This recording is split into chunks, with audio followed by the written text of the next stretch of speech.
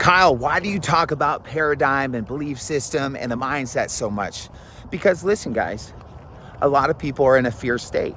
A lot of people are wanting to do more and are wanting to take action, but are stuck, are fearful, are crippled from moving.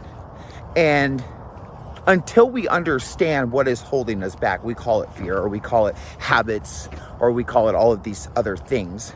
But until we truly understand, right, how we work, how the mind works, how the belief system works, and what is truly holding us back, right, the paradigm, the belief system, the fixed ideas in the mind, again, you're fighting a battle that you don't even know that you're fighting.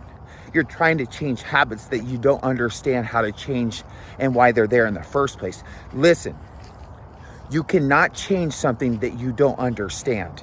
And if by default, you do change it a little bit, you will go right back to where you started. Again, you cannot change something that you do not understand.